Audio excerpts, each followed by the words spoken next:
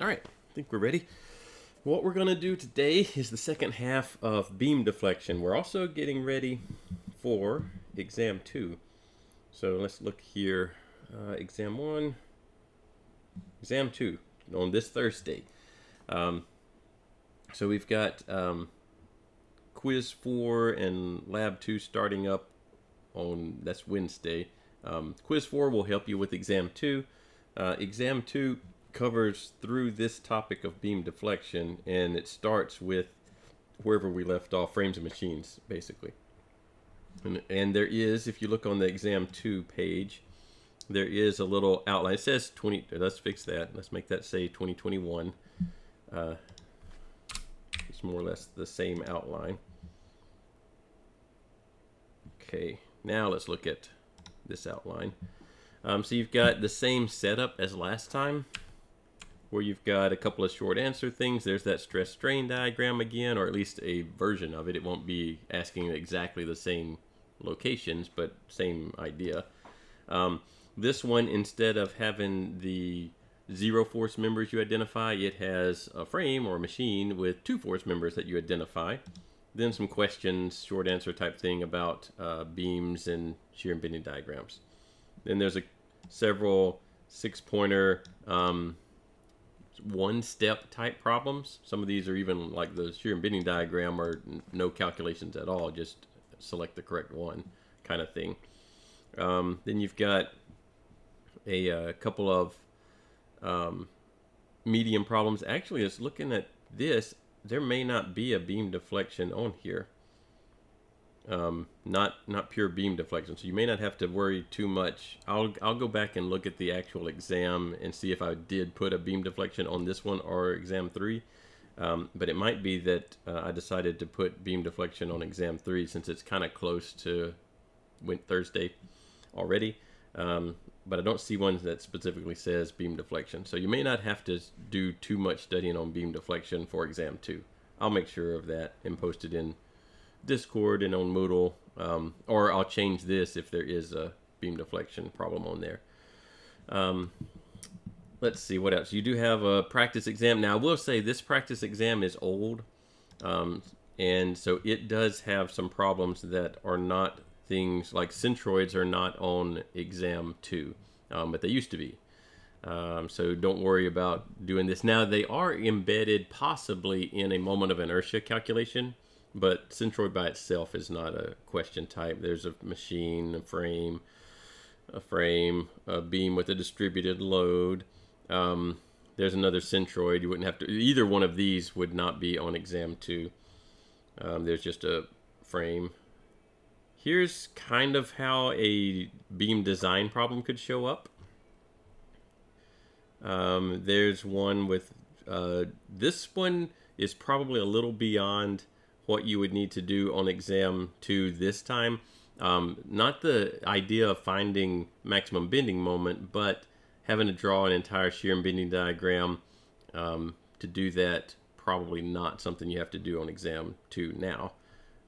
This one's a good problem. Again, maybe a little bit complicated for exam 2. It's not terrible actually. This one, since the loading is symmetric, you know, the maximum bending moment's right in the middle. You're just basically solving for how tall this little wooden beam needs to be. There's a moment of inertia type problem. This is actually same thing as that one, more or less. These are drawing shear and bending diagram type problems. You're not going to have to draw a shear and bending diagram for exam 2. So that much I can tell you. All right. So we'll talk some more about that when it gets closer to time. What we're going to talk about today is really beam deflection by superposition. So let's go over, let's open WebWork.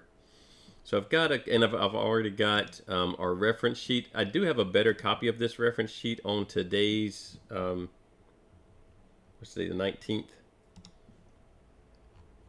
There's a better copy of this reference sheet, or one like it. I don't know if it's the same one or not, but it's just a clearer copy of the reference sheet than this one's a little bit fuzzy. They're all the same thing. So we've got that open. We've got our reference with material properties and beam moments of inertia and all that kind of stuff open. And this is a pretty straightforward problem here. And so we'll start with this one and move our way towards, you know, more complicated things. So let's start with this.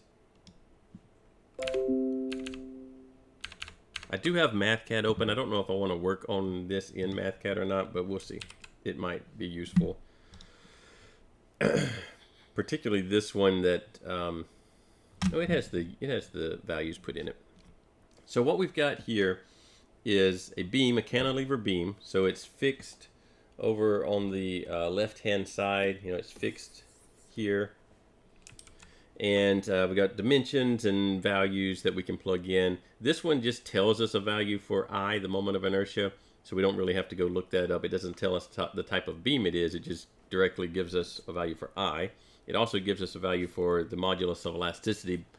Both of these are terms that you might have to look up on an exam. So E, you'd have to figure out what material this was. I, you'd either have to calculate that or look it up based on the name of the beam. This problem being introductory, it just kind of gives you those two things. And we have some dimensions here. This is 1 meter, and W is, in both of these problems, 1,300 newtons per meter. And then this one has W in it, but it's actually talking about a concentrated moment. So it looks like this would be 3 times 1,300 newtons per meter times L squared, which is 1 meter squared, over 8. So that would give us a Newton meter, which would be a concentrated moment. So that those units do work out. All right. Let's get our calculator out. I don't think I'll do this one in MathCAD. I'll do this one with calculator. All right. So this beam, cantilever beam, has two things happening to it. It has a distributed load all the way across it, and it has a concentrated moment at the right end of the beam.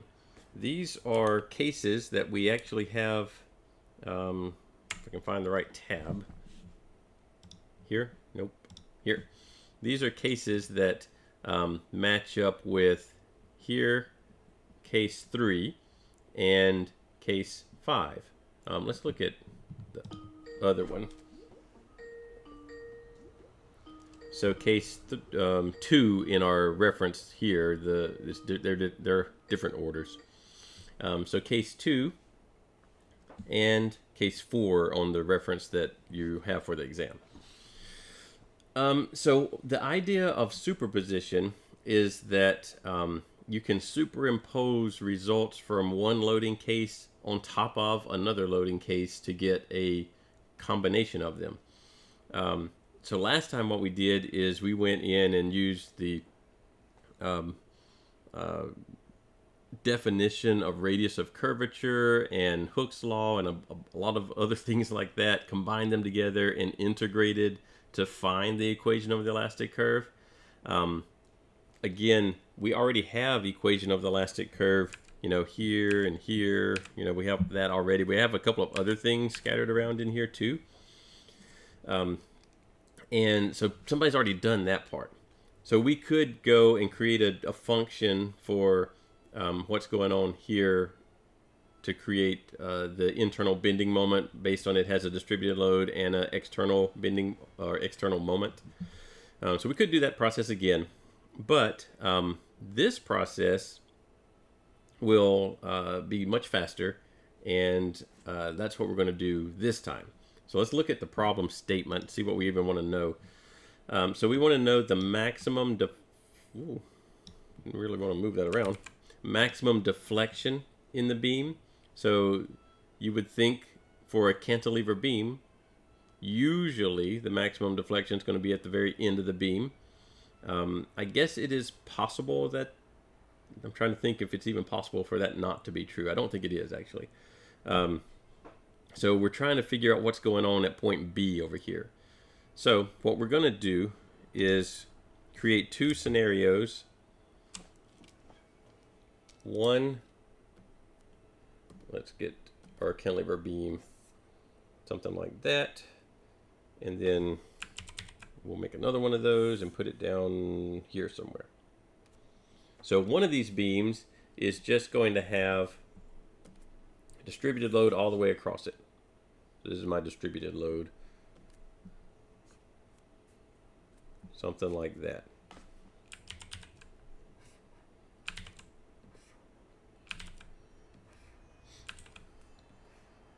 Whoops. We don't really have to have every arrow here, but I'm so close to finishing it now. Might as well put them all on there.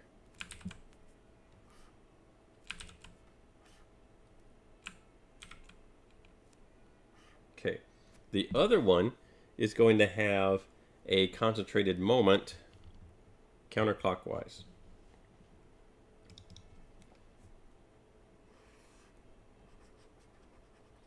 Both of them are going to have reactions at the wall. We're not actually interested in those reactions, so I'm just going to kind of leave that as it's connected to the wall.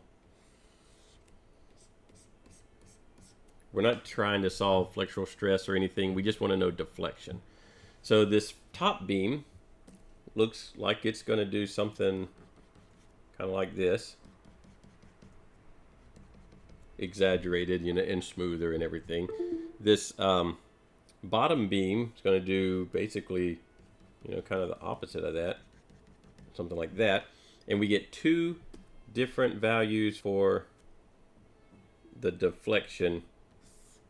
So if we have our center line there, then one deflection is this number. We'll call that Y1. And the other one, from here to the center line that I sort of established there, we'll call that Y2. So the total deflection for this idea, again, this is superposition. So the total deflection for the beam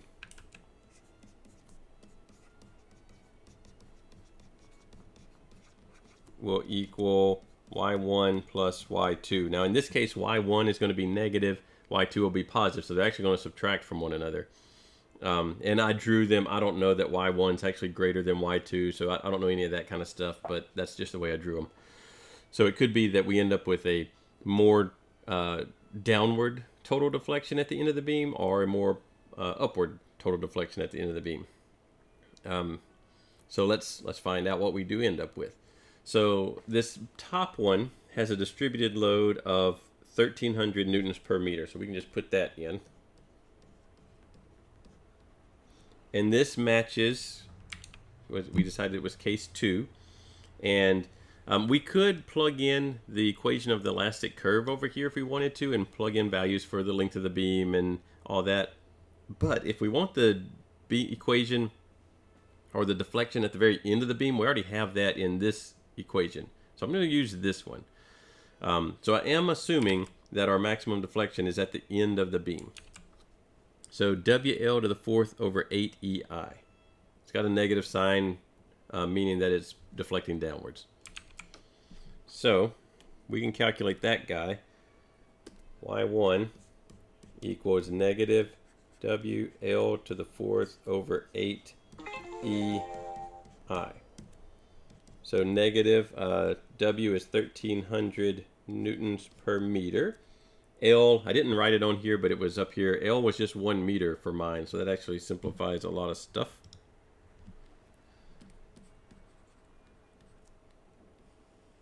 E, they gave us that. 200 gigapascals, so giga is 10 to the 9th.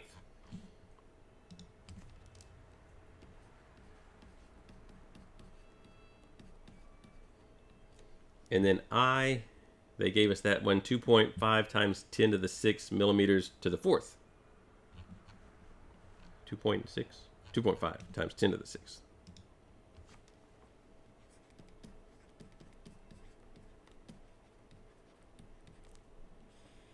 So I do have millimeters in the denominator, meters in the numerator. So I'm going to convert the millimeters over. So 1 meter is 1,000 millimeters, but I need to raise that to the conversion factor to the 4th power.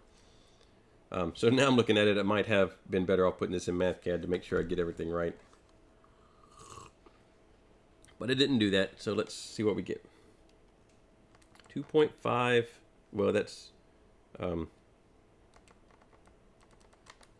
divided by our conversion factor, or times our conversion factor, whichever way you want to look at it, times 200 billion times 8, 1,300 times 1, divided by our answer. This units, these would come out to be just meters when we're done with everything. So I get negative 3.25 times 10 to the negative 4th meters. So 0.325 millimeters. So that's the effect, that the way I calculated it anyway, of the distributed load alone on this cantilever beam. But we also have the concentrated moment. We never did calculate that number. Let's see what it is. 3 times the 1,300 newtons per meter times 1 meter squared divided by 8. 487.5 Newton meters.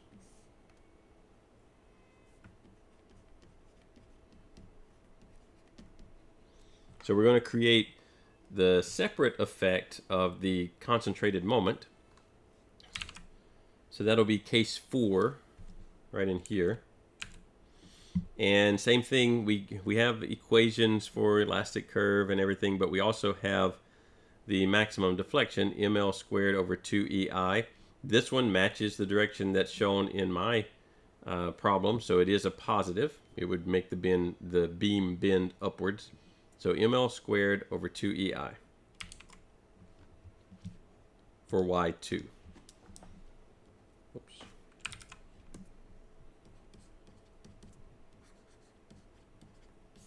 Oh, I forgot. 2ei, 8ei, no, 2ei. Okay, m is 487.5 Newton meters. L is 1, we square that, 1 meter squared. 2, E is the same, 200 times 10 to the 9th pascals, newtons per meter squared. And I is that same 2.5 times 10 to the 6th millimeters to the 4th that we wanted to convert to meters.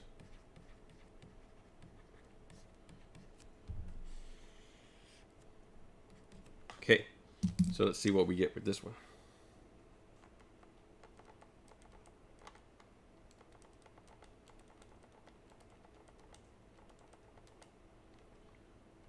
Just plugging in my numbers.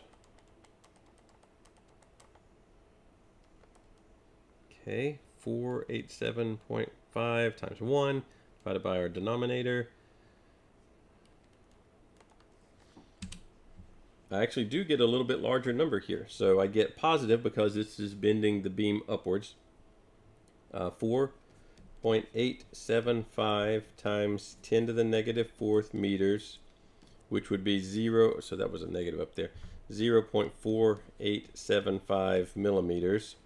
So the total is y1 plus y2 is equal to 0.4875 minus 0.325, positive 0.1625 millimeters. Now let's see web work actually agrees with that or not. Let's see, I had 0.1625 millimeters. Oh, gotta log in. Yeah, that was right. All right, excellent. So this was a pretty simple case where we didn't have to do any fancy things. There was a case 2 that matched this thing exactly. There was a case 4 that matched the moment of the concentrated moment exactly. And they just gave us values for E and I. So this is a pretty simple version of a problem. Simpler would just be something like there's one load on a cantilever beam, and so that would be simpler. So this isn't the simplest. Let's look at the next one. These are in optional 3. I don't think I've assigned that to y'all yet. I can do that. Let's see if you want to work on these. Again, they're probably not on exam 2. I'll make certain of that though. This is probably exam 3 material. All right, so now we've got cantilever beam again. We got a whole bunch of different things here. This one is asking for deflection at various intervals throughout the beam. This one might be a good one to do in MathCAD since we're going to have to do the same calculation over and over. But it's also different in the fact that the person is, let's see, are we doing is he moving? Walk slowly onto a diving board. We've got a value for modulus of elasticity. We've got a value for L. We have rectangular cross section here, so we can calculate I based on this. So we're calculating the deflection at the end of the beam, but he's moving out across the beam. So it is going to be the diver's mass, 170 pounds, is moving throughout the beam. And he's never, well, at the very last one here, he's at the end of the beam. And that's important when we look at our sheet. If I can find it again. There it is. So we're talking similar to case 1, except case 1 has the load P at the very end of the beam. And that's the very last thing where you'll end up at, but this load P is going to be at different intervals, 2, 4, 6, 8 feet from the left end, which won't match this very well. So we do have to figure out how to make do with what we have, because we don't have a model that shows a cantilever beam with a point load anywhere other than the end of the beam. So we do need to figure out a way to deal with that. So what we're going to do, why don't we do the easy part first and just solve the last part. Let's copy this thing down.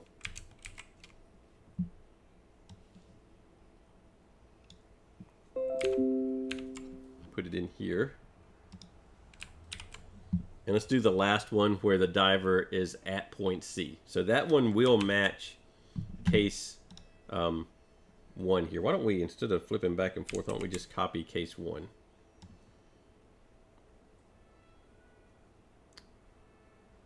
Yeah, we'll take this.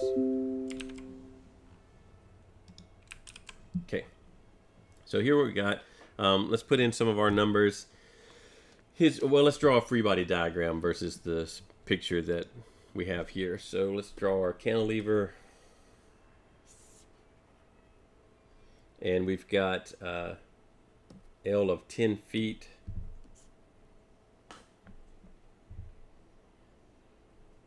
Oops. I actually kind of like it when it snaps. Let's go back to snap into the grid.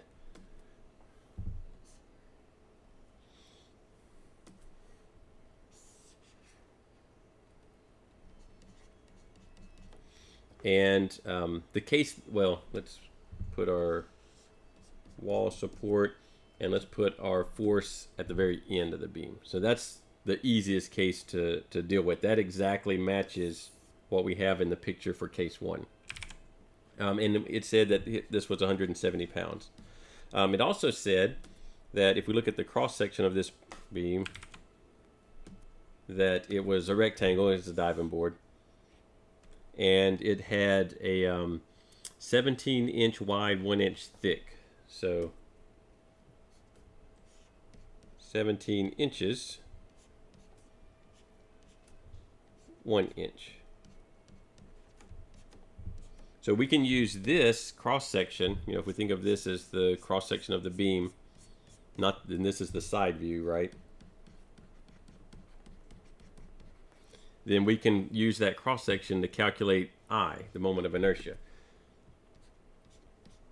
It's a rectangle, We don't have to, we know the neutral axis for this is right through the center of it. You know, we don't have to go calculate anything related to where the centroid is or anything like that, because it's just a rectangle. We probably remember by now that the moment of inertia, or well, the moment of inertia for a rectangle is BH cubed over 12. If you don't remember that, it's fine. These are all in the references that you have for the exam, so you don't have to remember this. So this would be our base of 17 inches, a height of 1 inch. That one gets cubed, divided by 12, gives us our moment of inertia. 17 divided by 12, basically. 1.42 inches to the fourth. And now we can use this equation, PL cubed over 3EI, to calculate the beam deflection at the very end of the beam. So let's, y at 10 feet is negative PL cubed over 3EI. So negative P is the force, 170 pounds. L is, so this is important here, a little distinction. L is the distance from the wall to the point load. So it's not actually the length of the beam, it's where's the point load located. And so that's important for the future here in a second. So we have a length of 10 feet, so that's 120 inches, and that gets cubed. 3E, I think they gave us a value for E. 1800 KSI, so that's 18 or 1.8 million PSI. And then I, we just calculated 1.42. All of these units are already in pounds and inches, so that will give us a value of just inches when we're done calculating it. So let's see.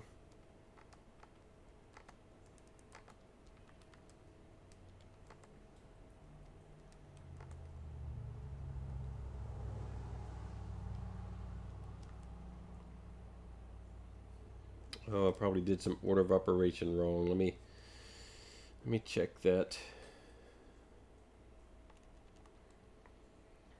Or maybe I calculated something wrong, but let's work on this.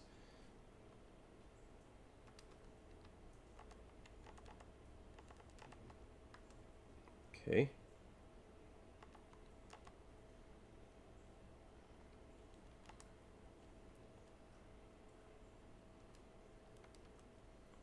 Get a really large number, but it is a diving board, but the number gets really large. I'll write down what I got, and then we'll look for a mistake. It seems kind of extreme. I actually get 38.31 inches. That seems like a lot, even for a diving board. But let's see. Maybe who knows? 38.31. Let's see what it says. Well, actually, it says incorrect, but the actual answer is 38.4. And so I did round a couple of places, so we're actually right. Normally, now this is not a steel beam. A steel beam is not going to deflect 38 inches and be okay with it unless it's a gigantically long steel beam, slender like spring steel type stuff. But this is some kind of fiberglass. It has a very low modulus of elasticity, also 1.8 million versus steel at 30 million. So I guess it just seems like a lot of deflection. All right, that's the easy part though. So now what we have to do is let's draw the free body diagram for when he's not all the way out at the end of the beam.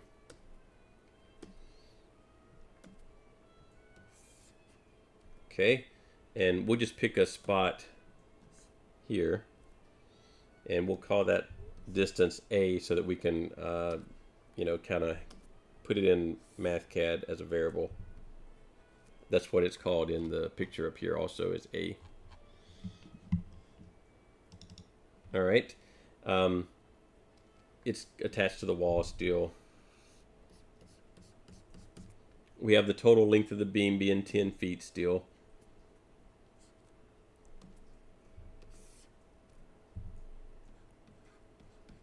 But what happens here is different, because we did have, we had this guy. Bring it down here so we can look at it. And it's sort of like this. So case 1 is a cantilever beam, and it does have a point load, but in case 1, they're assuming the point load is at the very end of the beam, and it's not here. So here's where you have to think about what's going on in our deflection. So if we were to, let's draw our reference line right through the middle of this guy, and then let's say that this beam is bending. So it would bend something like this. When it gets to this point, it's not curving anymore. There's still more of the beam, but there's no more curvature to the beam. So from 0 to A, I'm counting 0 at the wall. So from 0 to A, then the beam is curving, and from A to L, the rest of the length of the beam here, 10 feet, it is just a straight line. So this part, and I probably didn't do a great job of making it obvious that this is curved and this is straight. But that's what we're trying to get at here. So with that in mind, I could probably figure out something to do. So I do have other cases there are other parts. It's right here. I have this, that theta, and they have it labeled right here, that theta goes right here. Theta is PL squared over 2EI. So that's going to be in radians, by the way. So when I plug numbers into that, they actually, all the units cancel out, and I'm just left with radians. So I can calculate that angle, and I will know, let's make it blue. I will know this distance as L minus A, basically, would be this distance. And so I could create a triangle. Now, technically, this side is a little bit of an arc. So it's not a perfect triangle, so I could do an arc length to get this distance. And I could say I've got here, make that a little longer. So this could be Y1, this could be Y2, and Y total would equal Y1 plus Y2. So Y1 is this. But L is not 10 feet here. L will equal whatever I have for A, the distance to the point load. That's what I was saying that earlier when I said that the L that they have in here is not really the length of the beam, it's the length from the wall to the point load. But for case 1, those are lined up, just like we did with where the point load was at 10 feet. So Y1, I will just use negative PL cubed over 3EI with L equal to whatever I have for A. And Y2, I will calculate the angle theta. So negative PL squared over 2EI. So that'll give me the angle. And then I can calculate an arc length, which would be times L minus A. So that's the radius, that's this line right here, right? So that would be the radius if I were calculating this arc length. Now, is it exact? No, it's approximately that, because particularly in this case where I've got 3 feet of deflection at the end of the beam, then it really is sweeping through an arc, which is not quite the same as what we're talking about. The arc length would not exactly be the value y2, it would be close to it. But in beams that are made of steel and metal, they don't actually deflect that far, and this is a good enough approximation.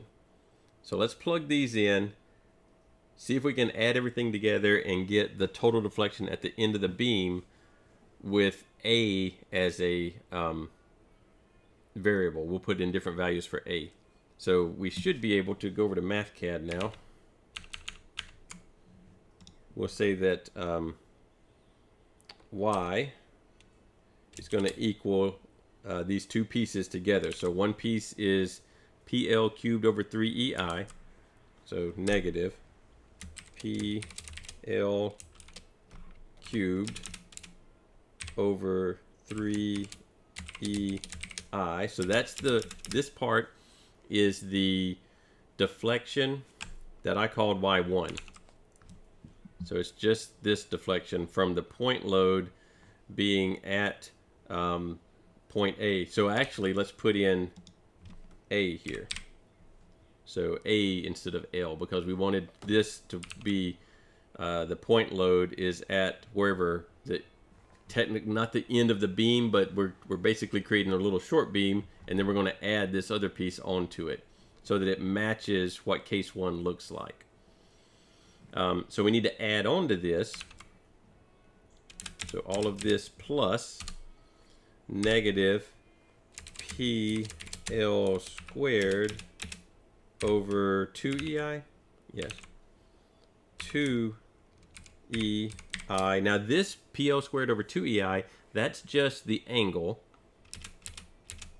And again, we're going to have L equal to A here because we're calculating the angle right here where, we're calculating the angle at this point.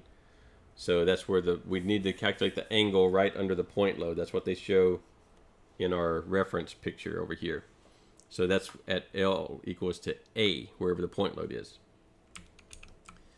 But that's just the angle. We need to multiply the angle times the whole length of the beam, 10 feet, minus A. Now I'm going to make this as a function of A, and so that we can put different values in there. Okay, so P is 170 pounds. E, I've already forgotten. That's the 1800 KSI, right? Yeah, 1800 KSI. I, we calculated that one right here. I have it at 1.42. I'm actually going to put the equation in for it so that I don't have to round. So I equals 17 inches times 1 inch cubed over 12. All right. Now it's saying that it will evaluate. So let's put in Y of, what did we want? We want 2 feet, 4 feet, 6 feet, and 8 feet. So Y of 2 feet. Oh, our units somewhere are not compatible. Pounds. Oh, I didn't. E is KSI. I wonder if it's the way it's dealing with the radians. Let's see if the radians are our issue.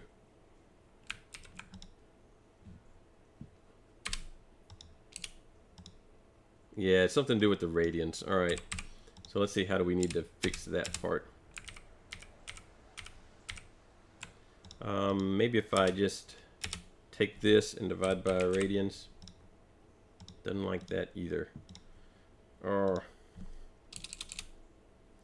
L should be, oh, I never defined L. It's got, oh, you know what, it thinks L is something, a liter. So L equals 1 foot. That's why it didn't like our deal. All right, let's put these in inches. All right, so there's our first value, hopefully. Although,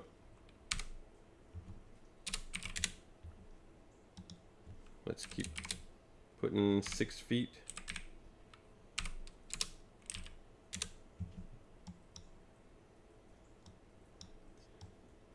And then we had, I don't know if these are quite right compared to the, you know, the 38 inches that we had before.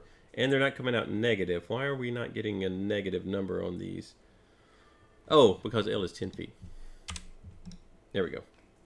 All right. I put it at 1 foot up there. All right. So let's see if the 2, 8, 16, 27, let's see if those numbers are right. 2, 8, 16, yeah, so those are the right numbers. So that is one way that we can take a situation that we don't actually have a case for. So we don't have a case that matches up with a point load not anywhere other than the end of the beam. You know, we only have point loads at the end of a cantilever beam in our cases. Now maybe you could find a reference somewhere that has basically a cantilever with a point load somewhere other than the end of the beam, and it would basically develop these equations. That's possible. The references that you're going to have on the exam are just these, though. Where did we put them? Just these. So there are 8, and you will only have those to work with. And there is not one that's a cantilever at the middle of a beam somewhere. So you do need to understand how to create a beam. Basically, we created a little beam right here that matched up with case 1. And then the rest of the beam is not bending, it's just tilted. And so we just basically calculated how much it was tilted, how far it was tilted down, by multiplying the angle it was tilted at by how much of it there was. And that gave us the arc length that I labeled Y2. Okay, let's go through a couple of other, well, let's see if there's another web work problem we can do. I don't know if there is one. Let's see what the next one is. Okay, this has got some new things in it, so let's do this one. It's got some of the same stuff. There's a point load not at the end, so it does have that, but it has a distributed load that doesn't go all the way across. So we got to figure out how to do that too. So let's work this kind. And I don't know if we'll have time for another one after this or not. That's probably going to be all we have time for. All right. So we've got, this one gives us values for I and E, so we don't have to worry about finding those. Again, you either do like you did here, where you calculate the moment of inertia, or it's a named beam, and you go look up the moment of inertia, you know, something like that. This one just gives us a value for I. Same thing for material properties. This is a steel, 29 million PSI. And then we've got some variables here. Let's plug those in. L's, these are all 8 feet. And P is a function of W. Where's my calculator? So W is 500 pounds per foot. And P is W times L, so times 8. 4,000 pounds. And then W, like I said, was 500 pounds per foot. Okay. So let's do the one that we just did. So the cantilever with a point load at point B, not the end of the beam. So we just did that in the diving board examples. Let's carry on with that before we start the other part. So there's our beam. We've got our point load more or less here, and it's 4,000 pounds. We're cantilevered off the wall over here, and that's all we have to worry with. So if we draw our reference line, actually kind of, well, now that it's snapping to the thing, I can't get it in the middle. There we go. All right, so there's our center line, and so this one is going to curve, curve, curve, and then the rest of it is a straight line. Oops. Something like this.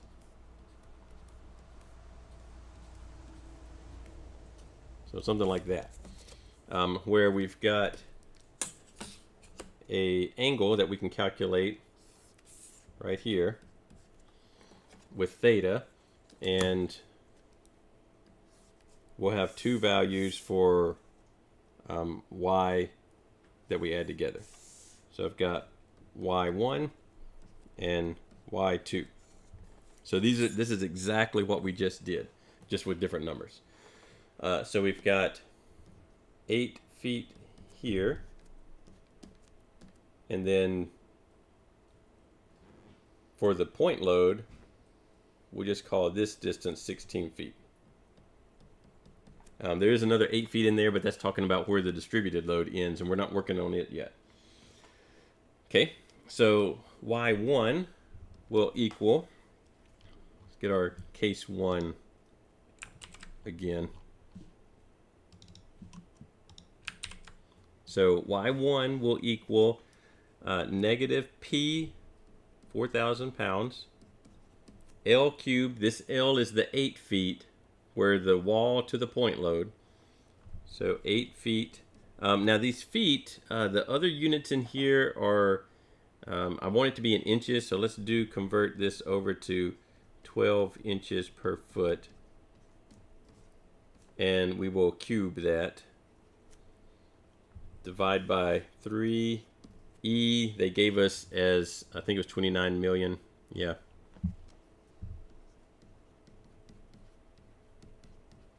And then I was 125 inches to the fourth. Okay. So let's see what that number is. I won't bother with MathCAD. We'll just do this in the calculator. 125 times 29 million times 3. 4,000 times 8 times 12 raised to the third power, and then all of that divided by our denominator, negative 0.325 inches. Y2 is approximately, not exactly, but approximately equal to the slope theta.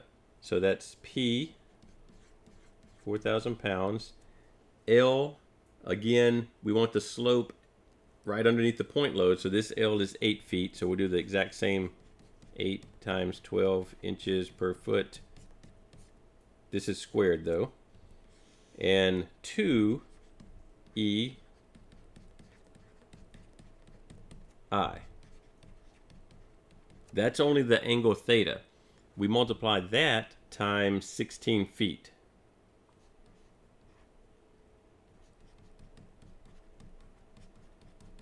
Which I'll convert to inches. All right, so let's see if we can get all this right. 125 times 29 million times 2. 4,000 times 8 times 12 squared divided by our denominator times 16 times 12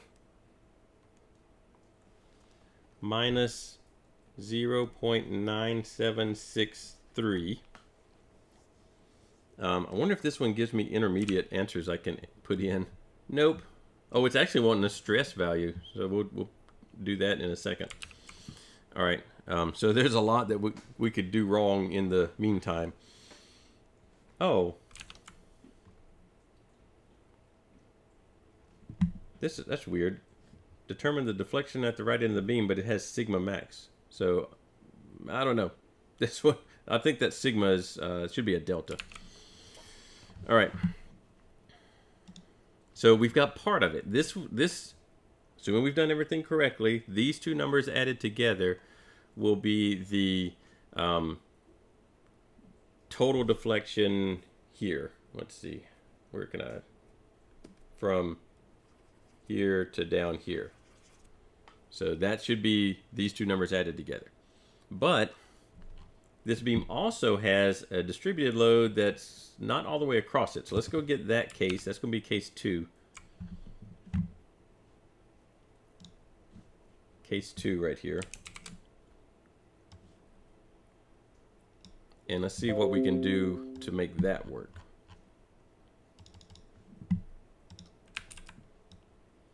All right, so case 2 assumes that we have a distributed load across the entire beam. But what we have, let's draw what we have. Let's get them roughly the same size. So I did from here. Oh, that's not a square. Here to this one. Okay, and our distributed load was here to here, somewhere like that. Whoops. So that's not exactly what case 2 looks like, but we can do a similar approach to what we just did, just with case 2 numbers and equations instead of case 3 numbers and equations. So let's put our dimensions on here. This one now, this is 16 feet, and this is 8 feet. And we have the same situation where we've got a beam that's bending all under the point load, and then it is just a straight slope after that.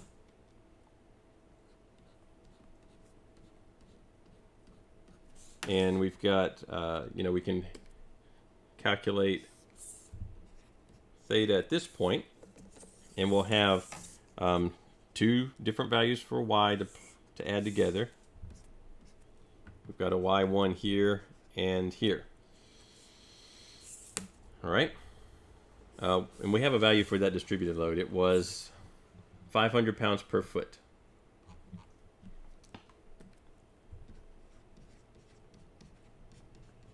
Okay. So y1, according to our little case 2 that we copied, is just this, where L is going to equal the length of the distributed load. So it'll be 16 feet. It's not the length of the whole beam. It's just the distributed load. So minus, because it's pushing the beam downward. I guess I didn't actually show the direction the arrows were pointing on this guy. Like that. So minus W, 500 pounds per foot, times L of 16 feet. But that's going to be to the 4th power. Over 8. E hasn't changed. It's still 29 times 10 to the 6 psi. And I is still 125 inches to the 4th. One thing with this one, though, is this W being pounds per foot. And I've got feet to the 4th power up here, inches to the 4th in the denominator, pounds per square inch. I want to convert all these feet over to inches. So here's a common mistake people make is they see 500 pounds per foot, and everywhere else we convert feet by multiplying 12 over 1. But these are in the denominator, so be sure to make it cancel out, you actually divide by 12. I've seen many times where this number gets multiplied by 12 instead of divided by 12. So make sure about that. This one, let's just convert it inside the parentheses here. This one is, we want 12 inches per foot raised to the fourth power.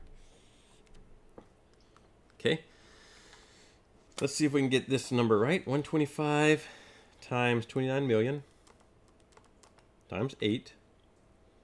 500 divided by 12 times 16 times 12 raised to the fourth.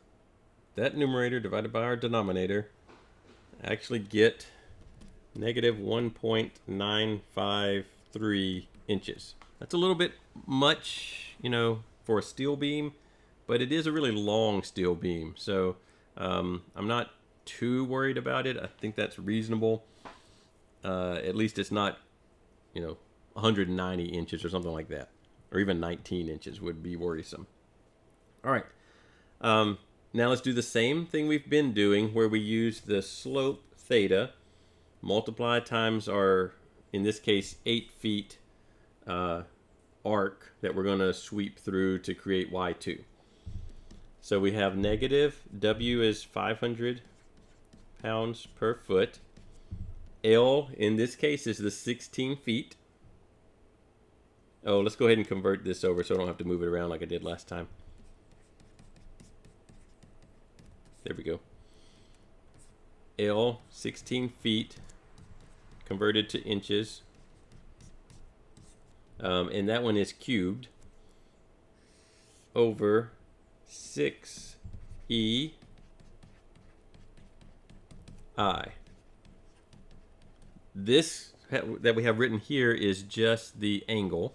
So we need to multiply this guy by 8 feet, but we want that in inches, so multiply times 12. And when we add or multiply all of those numbers together, that will be y2. And again, it is approximation. All right, 125 times 29 million times 6 this time. 500 divided by 12, oops, not plus, times 16 times 12 to the third divided by our denominator, times 8 times 12. Oh, nope, something went, oh, yeah, something went, let me do that again. 125 times 29, 1, 2, 3, 4, 5, 6, 29 million, times 6. 500 divided by 12 times 16 times 12 raised to the third power divided by our denominator times 8 times 12. 1 point, so y2 is approximately negative 1.302 inches. So if we add this,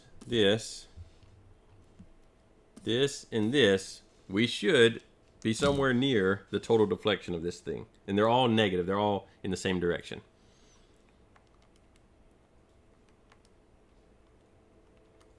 Let's see what we get.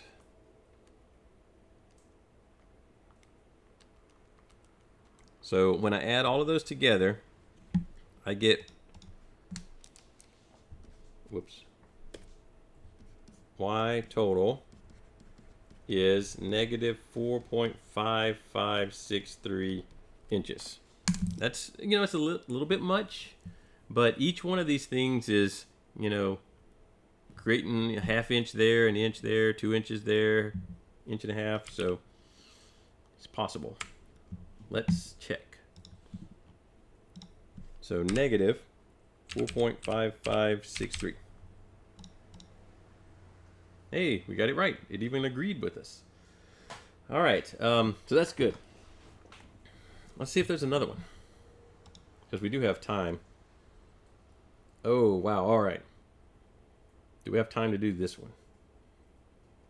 Maybe. Let's try it and see. So this one is obviously more complicated. This one, they do give us a beam name, so we're going to have to look up the moment of inertia. It's just a S-beam, though. That's standard flange I-beam. We have a bunch of distributed loads, concentrated moment, 2 dimensions on here.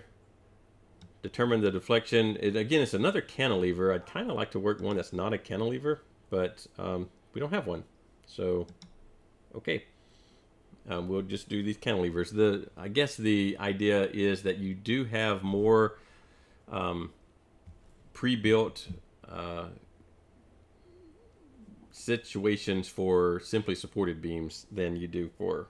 There's not more, but there is one where it puts a point load at any point. And so maybe they're a little easier to deal with. Let's do this one, though. This one does add a new piece that we haven't done.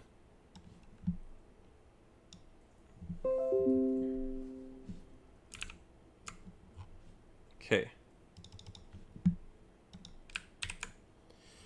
So first, let's get this S7 by 20. Let's get the moment of inertia for that. So let's find where those are going to be. There's wait, what was it? S7 by 20? Yeah. So there's W.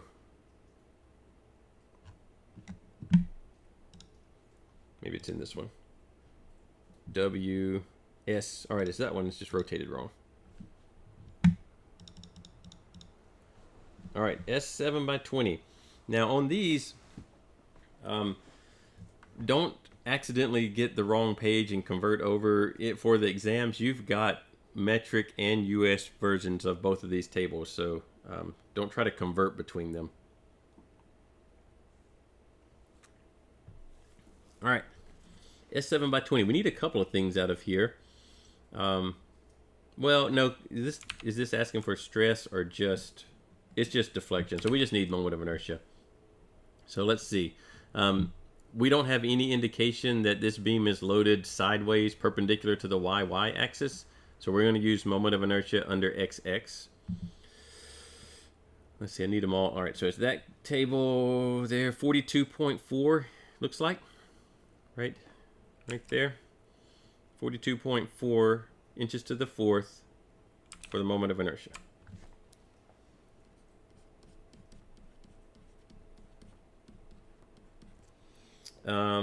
Let's see, what do they give us for E? They say it's structural steel.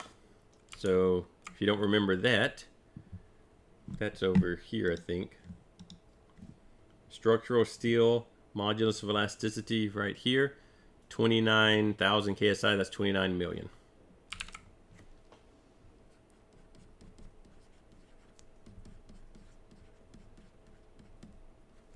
Okay. All right, let's divide this guy up. There's 2 cases that are more or less what we've been doing. Let's go ahead and do those. We'll get lots of practice on those, I guess. And then we'll do the one that we haven't done. All right, so let's draw a little beam, put our distributed load. This one is pointing upwards, so that's not a big deal as far as finding the case for it. It's still case 2 here. The only difference is that it actually, it points upwards, so the beam is, instead of bending downward, the beam is bending upwards. So if we were to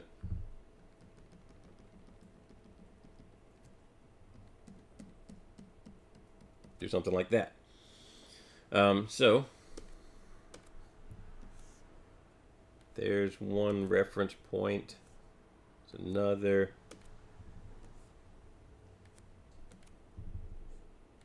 So that'll be Y2, Y1,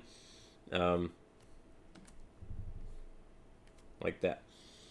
Theta will be this angle. So we just really have to keep track of the fact that this one is pushing the beam upwards instead of downwards. So it's going to have a positive deflection on it. All right, so Y1 is, let's see, we need to know what W1 is. W1 is 8.5 pounds per foot. So these are smaller numbers. A is 9.1 feet and B 11.9 feet. So A is from there to there. Okay, so Y1 is plus 8.5. This one is pounds per foot. So let's convert that guy over to pounds per inch. That's W. L, 9.1 feet. That's feet, so let's convert it to inches. It's raised to the 4th power. Over 8. E was 29 million. And I, 42.4 inches to the 4th.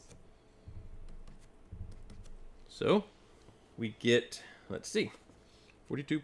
Well, calculator went off. 42.4 times 29 million times 8.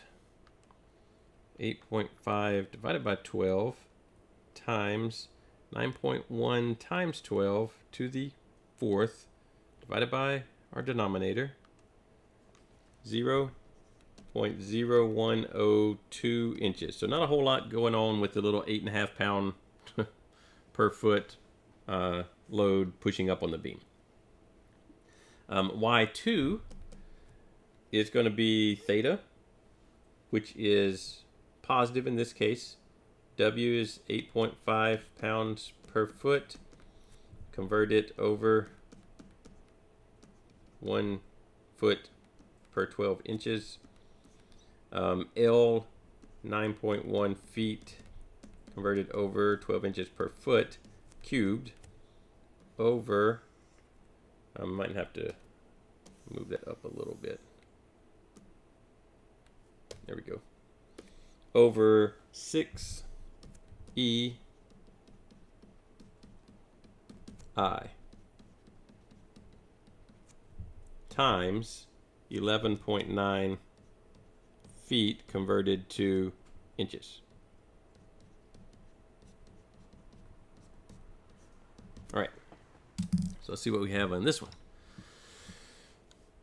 42.4 times 29 million times 6. 8.5 divided by 12 times 9.1 times 12 raised to the 3rd divided by our denominator times 11.9 times 12.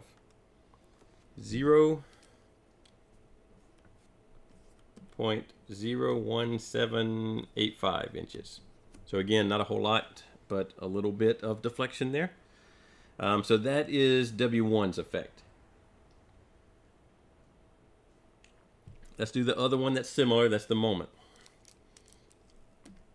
Okay, let's draw our little beam. It has M. Oh, well, let's put a value for M. M is 1820 foot-pounds.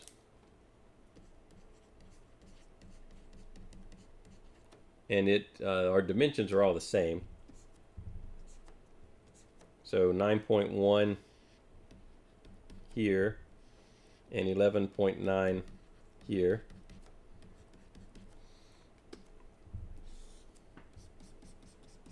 And we've got the same kind of thing going on that we had just a minute ago, where this one is going to twist the beam to where it bends upwards. So all that's curving, and then we have straight section here. And we'll end up with very similar looking setup than that we had a second ago.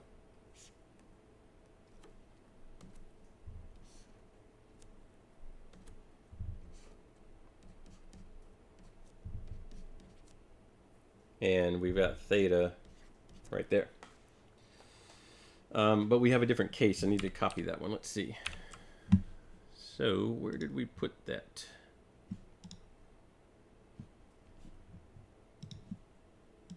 There they are. So it's case 4.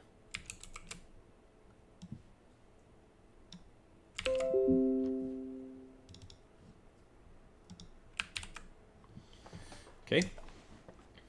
Y1 is this version, except I covered up ml squared. So it's plus. So m. Oh, let's put the value in for m. 1820. That's foot-pounds. So 12.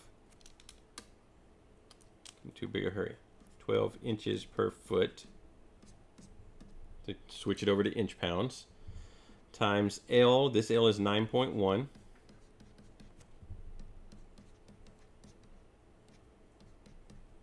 Squared. Over 2 times 29 million. I 42.4. Okay, let's plug those numbers in.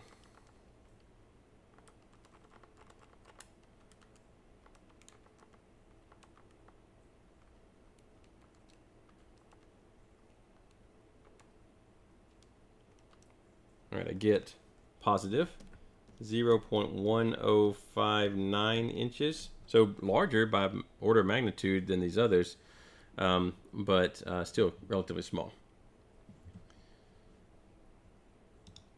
Y2 is the same deal where we do the arc length sweeping through the angle theta.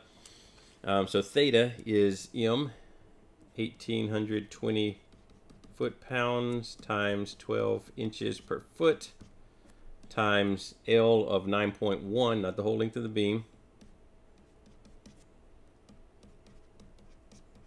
This one is to the first power, so we don't raise it to anything. Divided by E, 29 times 10 to the 6th psi, times I. That's the angle theta, so we multiply times 11.9 feet, converted to inches. Okay. 42.4 times 29 million.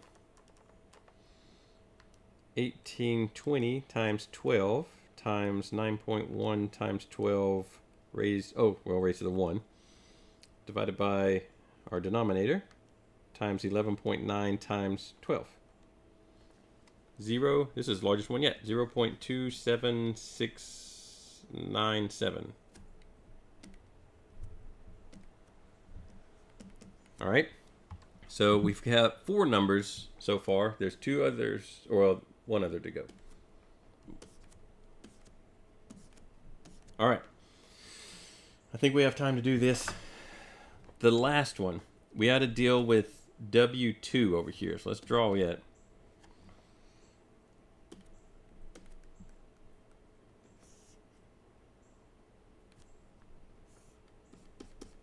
Now, it is a distributed load hanging out on the end of the beam, but not at the beginning of the beam. So this one, what a lot of people intuitively want to do, and it's not far from the truth. If you were you're just trying to get close, this would work, but it's not the best way to do it, but it would kind of work, is to take and convert this guy to a point load and do the same thing we did with the, wherever we did the point load, like this. Point load somewhere at the center of the beam. And that would be okay, but it's not actually what's really going on. A better way to do this one would be this. To take this beam equals, let's just copy the whole thing.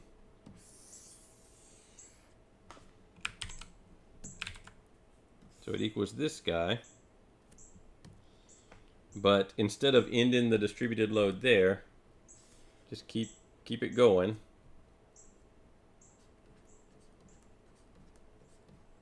So we do have that. That is case 2 right here, kind of in the middle of the screen up here. We have that. So it's that plus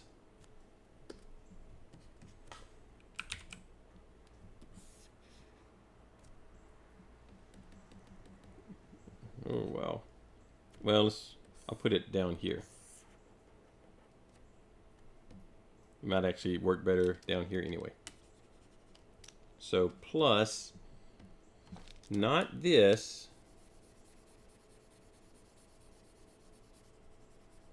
Get rid of that guy.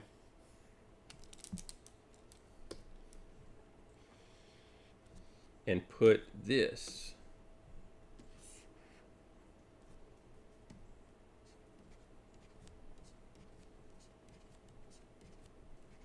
So this is 1820 foot-pounds. No, it's not. What is W? 8.5 pounds per foot. Is that really right? Yeah, 8.5 pounds per foot. And this is also 8.5 pounds per foot. And so what that does is when you add these two together, these two regions cancel each other out. Because one is pushing down and the other one's pushing up, and they overlap essentially and cancel each other out and leave you with what you really want is just the distributed load hanging out on the end of the beam, not going all the way back to the wall. All right, so let's do these. So we just did this bottom part, right? Right here. Like this is exactly what we did for this bottom part. So we can basically just use these numbers again, except except nothing. That's exactly the numbers that we already need. So basically they'll get added in twice. But we need to do this cantilever with point load or with distributed load across the entire thing. So let's kind of unhighlight what I did there. Okay. So I'm going to move this back over to the side since we've really already done it.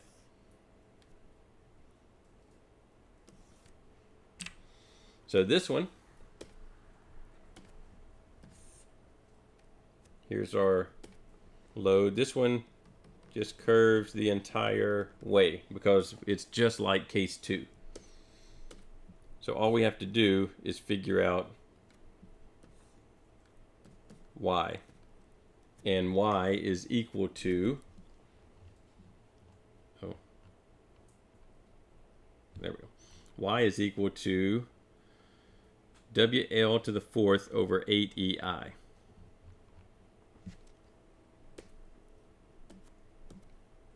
So negative WL to the 4th over 8EI. So that is 8.5, negative 8.5 pounds per foot converted over times L. This time L is the entire length of the beam. 9.1 times plus 11.9, so 21 feet. I'm going to convert that 12 inches per foot over 8. E is 29 million. I, what was I? 42.4. And that's all that we need to do for this one. So that one's pretty straightforward. Thought W2 was 17.1. Oh, no, is it? Oh, it is. All right, so that, I was making it too simple. W2, 17, that actually creates us a little bit of issue. Not an issue, just more work. 17.1, so this would also need to be 17.1. Which is not the same as what we just did. It's the same except we could probably just scale it because the only number that's different would be that 8.5. So we could scale these numbers by the ratio of 17.1 to 8.5 and do it that way because there's no reason we can't scale it up. So that's what we'll do. It's not as simple as I thought it was, but it's close. Glad you pointed that out, or we would have been trying to track that guy down. So let's fix it here too. 17.1. Let's make sure that my problem said 17.1. It did. It's right there.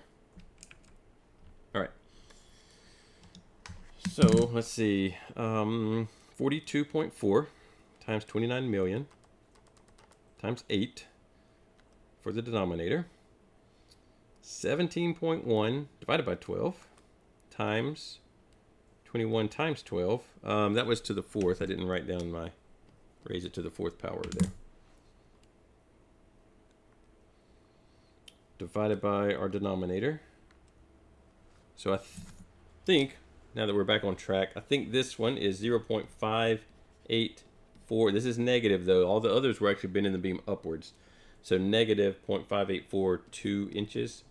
And this guy, so if you had, for the 8 point, whatever it was, 8.5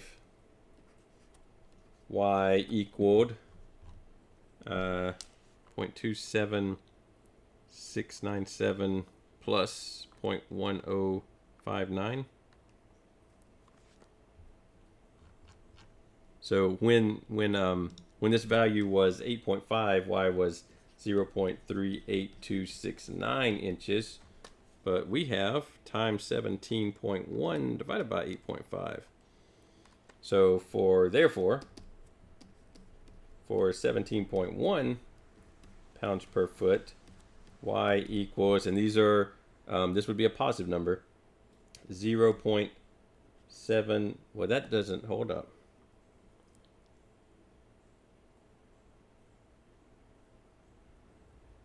That doesn't work.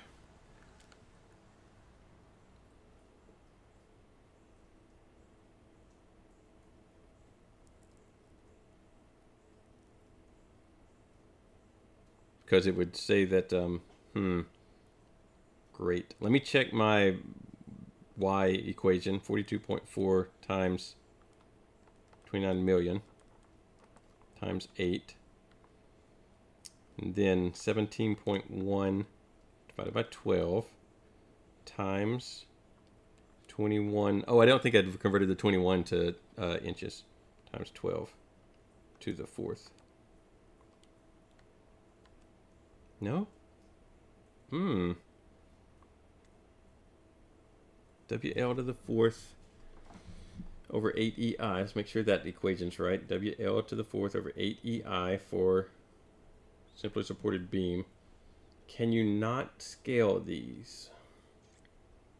I thought you could, but maybe you can't. They're not raised to any power. Looks like they should be able to scale, but they're definitely not scaling.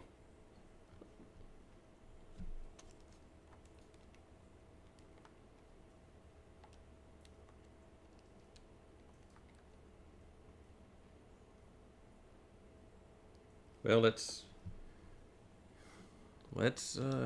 calculate this thing and see if I've got something wrong somewhere.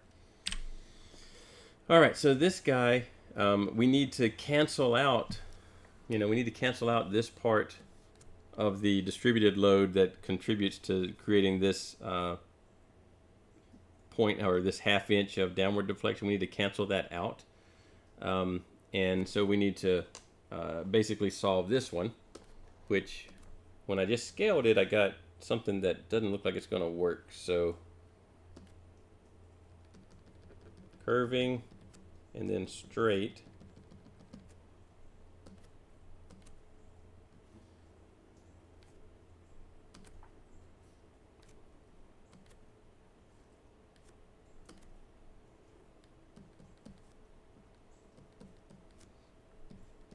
Okay. So we'll do it this way and see if maybe I don't know. Something didn't work when I just tried to scale it. And I'm not exactly sure why right now. All right, so Y1 for this part. I've got a lot of Y's floating around here we're going to have to keep track of. So this would be case 2, but it's going to create a positive, positive deflection. And it's just what we did, WL to the fourth over 8EI right here. Where this L is, I guess I never wrote my numbers on here, 9.1. And this one's 11.9.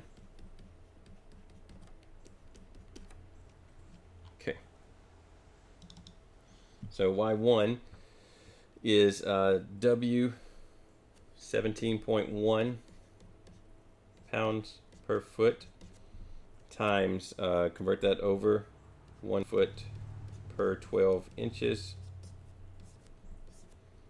L to the fourth. So this L is 9.1 feet, 12 inches per foot to the fourth, over 8, 29 million,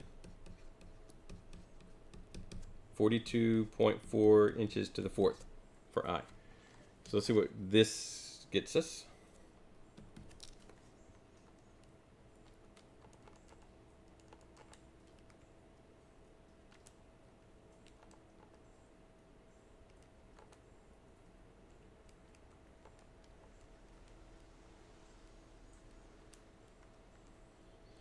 So that gets us a positive 0.0206 inches. That seems okay. And now we need y2. Y2 is the slope theta, which is ml over ei. Oh, no, that's the wrong one. WL to the third over 6ei. WL cubed over 6ei.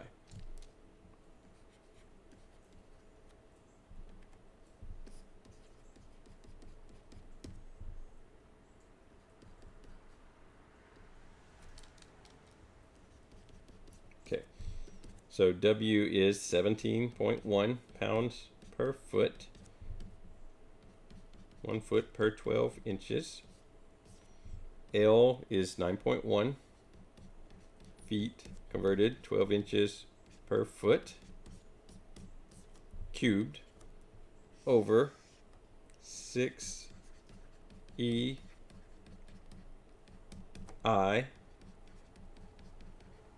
That number is the slope in radians, multiply times 11.9 feet converted to inches. All right, 42.4, 29 times 6, 17.1 times, or divided by 12, times 9.1 times 12 raised to the third, divided by our denominator, times 11.9 times 12, positive 0.035917 inches. All right, so now we've got to add all of these numbers. Those three added together will be the effect of the distributed load at the end of the beam. These two added together will be the effect of the concentrated moment in the middle of the beam. And these two added together will be the effect of the distributed load on the bottom of the beam, but from the wall to some point in the middle. So let's see if we can add all of this together and get something that is somewhere near what it wants.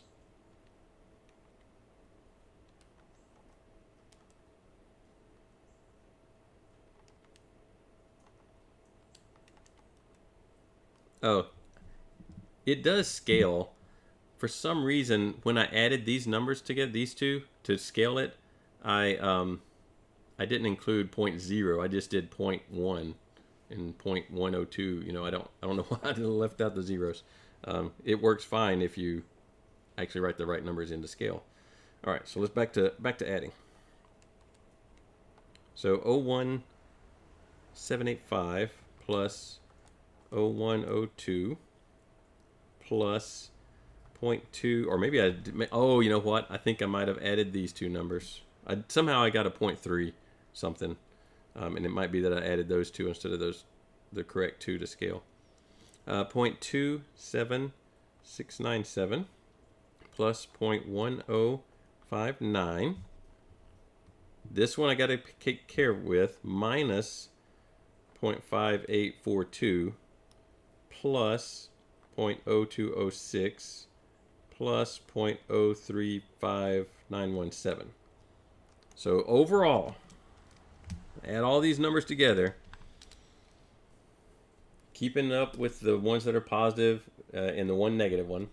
I get y total equals negative, so overall negative, minus 0.11676 inches. Let's see if we've gotten this correct. So minus 0.116763 inches. Oh, it always does that to me. Hey, we actually got it right. And it agreed. We were off a little bit in the 100,000ths of a inch spot, but it was okay with that. So that's fine. So that obviously this problem by itself is not a test problem, but it could be. I could see where'd it go? I could see maybe just this part, a load, distributed load on the end of the beam, and you got to figure out the deflection at the end of the beam. That could be a hard test problem. This could be a medium-ish test problem. This could be a medium-ish test problem. Not one of the simple ones. These are still harder because there's so many little numbers to keep track of and convert everything right. You don't have MathCAD on the exam. You just got your calculator to deal with. So these, again, but these aren't on exam 2. So don't worry about them yet. These are exam 3 material. But we did get it done. All right. I'm going to say that's enough for today. I'll post this, whatever we call it. It ends up in a PDF. I'll post that on Moodle, and we will be back Wednesday. Wednesday, if you have review, I don't have a particular thing to cover other than kind of just the exam coming up on Thursday. So if you have particular questions from web work you want worked that are on the exam or whatever, then send those in, put them in Discord or email or whatever, and we can work through those Wednesday. I don't really have a new topic to cover on Wednesday. If I don't get anything, then it'll be a short day. Maybe I'll work through one that's kind of representative. I'll go through a list of the problems on the exam and stuff like that. But if you have particular ones you want to see worked, then let me know. I will see y'all on Wednesday.